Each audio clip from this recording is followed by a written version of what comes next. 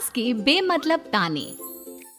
अरे सास हो और ताने ना दे, ऐसा कहाँ हो सकता है। लेकिन क्या हो जब सास जरूरत से ज्यादा ही ताने देने लगे तो? सुन बहू, आज घर में कुछ खास मेहमान आने वाले हैं, तो लंच पर ये सब बना देना। ये पकड़ लिस्ट, और कुछ भी कम ज्यादा नहीं होना चाहिए। वैसे तेरे बारे में जानती हूँ मैं, मेरे टाइम पर तो हमें बताने वाला भी कोई नहीं था। माँ जी कितने लोग आ रहे हैं ये तो लिखा नहीं है। खाना बच जाए तो दिक्कत, कम पड़ जाए तब तो दिक्कत ही दिक्कत है ना। क्यों? अरे सवाल पर सवाल ही करती रहती है, ये ठीक नहीं है। मेरे टाइम पे तो मजाल है कि हमारे मुंह से चू भी निकले। वो क्या है ना माँ जी, मैं खाना उसी हिसाब से बनाने का सोच रही हूँ। कहीं खाना कम ज्यादा बन गया तो आप तो मुझे पाताल में ही डाल देंगी ना। मेरे टाइम पे तो हम इतना बोलना क्या सोच भी नहीं सकते थे कि सास को कैसे ताने दे। अरे अरे रे माँ जी, कहाँ ताने दे रही हूँ। पर माँ जी इतना सारा खाना मैं अकेले कैसे बनाऊंगी? कोई हेल्प, कोई हेल्प। कितनी बड़ी बात बोल गई बहू। कोई हेल्प ना जी ना, वो भी सास। सास तो सिर्फ ताने देती है, ताने। हेल्प? हमारे टाइम में सास को ये शब्द बोल दो तो भूचाल आ जाता था। बाकी मैं तो अपने सास की लाडली बन गई थी, पर तू तो बहू की बहू ही रहेगी। क्यों नहीं बना पाएगी? अरे अभी तो बनाना शुरू किया नहीं और पहले ही सोच लिया नहीं बना पाऊंगी। आजकल की तुम जैसी बहुओं के ये बहाने होते हैं कि कैसे नहीं बन पाएगा। अरे मैंने भी अपने टाइम पे बनाया था, अरे बल्कि इससे भी ज्यादा खाना बनाया था। तो तुझसे क्यों नहीं होगा? हैं? सब होगा जा। माँ जी मैं बना तो लूंगी, मैं बस इतना बोल रही हूँ कि अगर आप थोड़ी मेरी मदद कर देती तो। अरे अरे अरे, शर्म नहीं आती तुम्हें अपनी सास से मदद मांगते हुए? हमने अपने टाइम पर कभी अपनी सास से ऐसा नहीं बोला। सच में आजकल की लड़कियां तो बहुत ही छुई मुई सी होती हैं। जरा सा काम देखा नहीं कि बस पहले मदद मांगने दौड़ने लगती है। अरे अब ये सब बहाने नहीं चलेंगे। हाँ, जा जाकर खाना बना।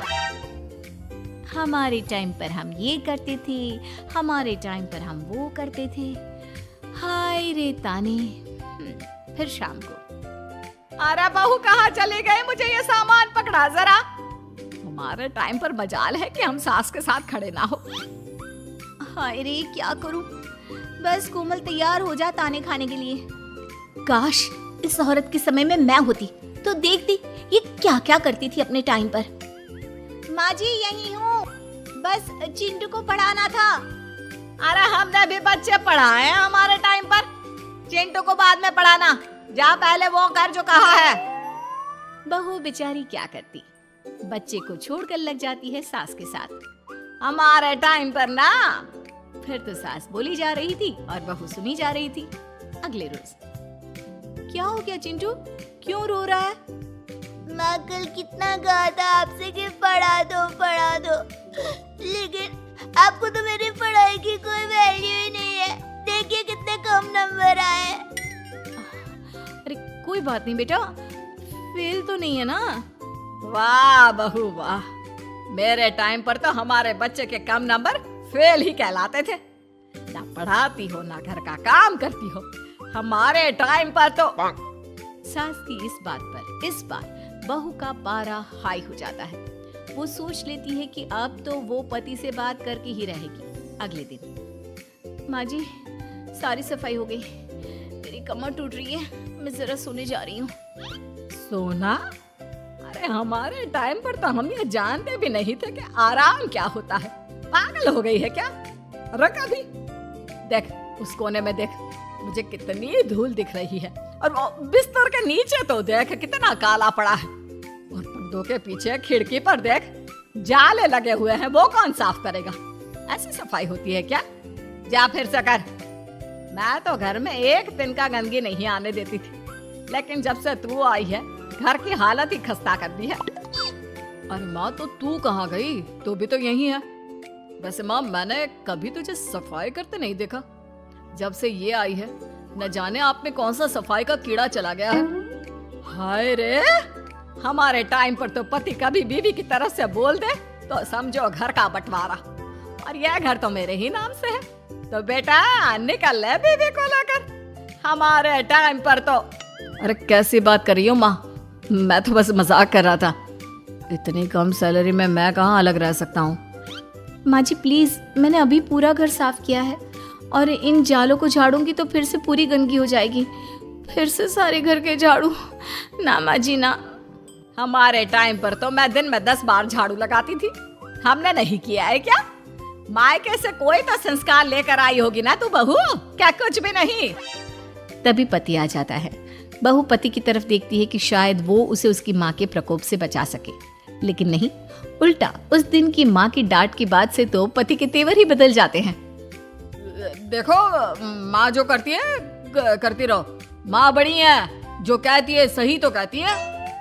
बस पति का ये कहना और बहू का पारा 7वें आसमान में। एक इनके भरोसे मैं सब सह रही थी, लेकिन आज तो इन्होंने मेरा ही साथ छोड़ दिया माँ के लिए। अब तो इन लोगों को सबक सिखाना ही होगा। फिर एक दिन, बहू ये कौन है और तुम्हारे साथ क्या कर रहा है? और ये हाथ, अरे हाथ छोड़ मेरी बहू का, कौन हो तुम? माँ जी वो कोई नहीं माँ जी, माफ कर दीजिए। बहू घबराने का नाटक करती है। अरे क्यों डर रही हो तुम? मैं हूं ना तुम्हारे साथ। आंटी जी, मैं इसका बॉयफ्रेंड हूँ और मैं इससे मिलना आया हूँ। कोई समस्या? बोलिए। बोलेंगी क्या? यही कि इनके टाइम पर तो इन्होंने न जाने कितने ही बॉयफ्रेंड बना बना कर छोड़ दिए हैं। क्यों माँ जी, यही कहने जा रही थी ना आप? अब क्या था, सास की बोलती बन। कैसे कहे कि उनके टाइम पर। बहू ये सब ठीक नहीं है, मेरे टाइम पर। हाँ हाँ आंटी जी, क्या आपके टाइम पर क्या? जरा हमें भी बताइए ना। अरे हमारे टाइम पर बॉयफ्रेंड कुछ नहीं होता था। सास की आंखों की शर्म होती थी। अरे पति के अलावा किसी और से बात भी नहीं करते थे हम लोग। ये क्या चल रहा है बहू? चल क्या रहा है आंटी? ये तो परेशान है आपके घर में आकर। आप हर बात पर इसे सुनाती रहती है, ताने माने। अब इससे बर्दाश्त नहीं होते तो मैंने सोचा क्यों ना मैं इसे अपने ही घर ले जाऊं, कम से कम आराम से तो रहेगी। अरे हमारे वक्त में तो ऐसा नहीं होता था कि सास के ताने बर्दाश्त नहीं तो किसी और के साथ चली जाओ। अब नहीं होता तो नहीं होता माँ जी। मैं भी तो कल को अपनी बहू को कुछ अपने वक्त की सुनाऊंगी ना कि सास के ताने समझ में नहीं आ रहे थे अपने वक्त में, तो मैं अपने बॉयफ्रेंड के साथ चली गई। वाह, फिर तुम्हारी बहू को समझ में आएगा कि तुम कितनी मॉडर्न थी अपने वक्त में। अरे चुप, बिल्कुल चुप। क्या बकवास कर रहे हो तुम दोनों? तो क्या करे, पति को तो अपने घर की लालच दे रखी है, वो तो मेरे लिए बोलते नहीं, तो किसी के पास तो मैं रहूं ना शांति से। तभी पति आ जाता है। नहीं, दूसरा घर तो मैं ले सकता हूँ, लेकिन दूसरी बीवी नहीं। माँ वो कितने ताने सहेगी? मुझे मेरी गलती का एहसास हो गया है, चलो हम कहीं और रहेंगे। अरे नहीं, हमारे जमाने में। फिर माँ जी? मतलब मैं कैसे रहूंगी तुम लोगों के बिना? बहू मुझे माफ कर दे। ओके, कर दिया माफ। अच्छा ये तो बताओ कि ये लड़का कौन है? मैं इसकी मौसी का बेटा हूँ, मिलने आया था। अच्छा दीदी, बाय। समधी की शादी। इस कहानी की हीरोइन गंगा है, जो अपनी समधन की मौत के बाद अपने समधी के अकेलेपन को समझते हुए समधी की दूसरी शादी करवाती है। लेकिन उसकी बहू इस बात से बिल्कुल खुश नहीं होती। मुझे लगता है आपको शादी कर ही लेनी चाहिए। आपकी इस उम्र में ख्याल रखने वाला भी तो कोई होना चाहिए ना। वैसे भी आपकी इकलौती बेटी थी, वो भी हम ले गए। अरे इस उम्र में शादी, लोग क्या सोचेंगे और कैसे कैसे बातें बनाएंगे कि जिस उम्र में इसे अपने पोते पोते को गोद में खिलाना चाहिए, उस उम्र में ये शादी कर रहा है। ऊपर से नव्या क्या सोचेगी मेरे बारे में कि माँ को गए हुए 1 साल भी नहीं हुआ और पापा ने दूसरी शादी कर ली। मुझे नहीं लगता इस शादी से नव्या को कोई परेशानी होगी, उल्टा उसे खुशी मिलेगी कि उसकी गैर मौजूदगी में उसके पिता का कोई ख्याल रखने वाला है। क्यों नव्या, सच कहा ना? हाँ मम्मी जी, आप सही बोल रही हैं। ये बोलकर वो अंदर चली जाती है। लीजिए, अब तो आपकी बेटी ने भी हाँ बोल दिया। रही लोगों की बात, तो लोग तो कभी किसी की खुशी देखकर खुश हो ही नहीं सकते। अगर आप लोग खुश रहेंगे तब भी वे बातें बनाएंगे, और अगर आप दुखी भी रहेंगे तब भी बातें बनाएंगे। इसलिए अच्छा यही होगा समधी जी कि आप उनके बारे में सोचना छोड़ ही दीजिए। समधी को सास की बात सही लगती है। वो भी सोच लेते हैं कि बच्ची जिंदगी के लिए कोई हमसफर बना ही लेंगे। आप ठीक बोल रही हैं। जब मेरी प्यारी बिटिया नव्या और उसके ससुराल वालों को मेरी इस उम्र में दूसरी शादी से कोई दिक्कत नहीं, तो परेशानी कुछ है ही नहीं। ऐसे ही सास समधी की दूसरी शादी करवाती है और फिर समधी के घर आ जाती है बहू की नई माँ। कुछ दिनों के बाद बहू अपने मायके अपने पापा और नई माँ से मिलने आती है। मेरा बच्चा कितने दिनों बाद मुझसे मिलने आई है। इधर बैठ, मैं तेरे लिए कुछ अच्छा सा बना कर लाता हूँ। तेरे फेवरेट पास्ता खाएगी ना? पापा आप क्यों? वो कहाँ है? उनसे बोल दीजिए आप मेरे ही पास बैठकर बातें कीजिए ना। उन्हें क्यों लेकर आए? कोई चैरिटी थोड़ी ना कर रहे हैं। इस उम्र में घर मिल गया, और क्या चाहिए? तभी नई माँ घर में आती है। बेटी की बात सुन रही होती है और सुनकर बहुत दुखी हो जाती है। वो अच्छा, तुम्हारी नई माँ वो जरा किसी काम से बाहर गई हुई है, आती होगी। मैं तब तक तेरे लिए कुछ अच्छा सा बना कर लाता हूँ। ठीक है पापा। लगता है नई माँ के पैर बाहर ही रहते हैं, और आपको ही बनाकर खिलाना था तो क्या करें, छोड़िए। ये बोलकर वो घर में घूमने लगती है और चीजों को देखती है। इनको घर में आए हुए थोड़े दिन नहीं हुए और ये घूमने भी जाने लगी है, वो भी पापा को घर में अकेला छोड़कर। आने दो, एक बार इनकी खबर लेती हूँ। वैसे घर को तो बड़ा सजा कर संवार कर रखा है। चलो, ये तो खूबी है, कम से कम पापा को साफ कर का शौक भी है। इतने में नई माँ घर में आती है। अरे नव्या बेटा, तुमने पहले बताया होता तो मैं जल्दी घर आ जाती। तुम्हें नहीं पता मुझे तुमसे कितनी सारी बातें करनी है। कैसी हो बेटी? बेटी? हाँ, वैसे अब तो मैं आपकी बेटी हो ही गई हूँ, ना चाहते हुए भी। खैर, आप गई कहाँ थी? शादी हुए कुछ दिन भी नहीं हुए और आपने घूमने जाना भी शुरू कर दिया। पापा का ख्याल रखने के लिए शादी करवाई है आपकी, जानती है ना? नव्या, ये तुम क्या बोल रही हो? मैं कहीं घूमने नहीं बल्कि एक दोस्त से मिलने गई थी। उसकी तबीयत थोड़ी ठीक नहीं, इसलिए वो क्या है ना, शादी के चलते उससे मिलना नहीं हो पाया तो आज चली गई। अच्छा, वो भी पापा को यूं घर पे अकेला छोड़कर? आपके लिए आपका ये परिवार ज्यादा जरूरी है या आपके दोस्त? देखिए, ये ठीक नहीं है। इतने में पिता आ जाते हैं। अच्छा, तुम आ गए। आओ, चलो तीनों मिलकर बैठ के खूब सारी बातें करते हैं। माँ कुछ नहीं कहती, चुपचाप अंदर चली जाती है। ऐसे ही बहू जब भी अपने मायके आती, अपनी नई माँ से ऐसे ही बात करती। नई माँ बहू के इस बर्ताव से परेशान होकर उसकी सास को बताती है। देखिए माना, वो बेटी है, लेकिन मैंने भी शादी की है। वो बेटी कम, सास सा व्यवहार ज्यादा करती है। अब छोटी है तो कुछ कहना ठीक नहीं लगता। बाकी शादी का रिश्ता लेकर तो आप आई थी, इसलिए आपको बता रही हूँ। मैं शादी करके बहुत पछता रही हूँ। अरे परेशान ना हो, मैं बहू से बात करती हूँ। तभी थोड़ी ही देर में बहू ससुराल आ जाती है। बहू कहाँ थी अब तक? तुम्हें पता है क्या टाइम हो रहा है? अब माँ जी, मैं अपनी एक सहेली से मिलने गई थी, और माँ जी अभी तो 7 बज रहे हैं। अरे इतना लेट कोई घर आने का टाइम है? आज के बाद 6 बजे के बाद तुम घर आई तो तुम्हें घर में एंट्री नहीं मिलेगी। सास बहू के साथ बिल्कुल वैसा ही व्यवहार करती है जैसा वो अपनी नई माँ के साथ कर रही होती है। न जाने माँ जी को क्या हो गया है। मैं कितनी खुश थी कि मायके जैसा ससुराल मिला है।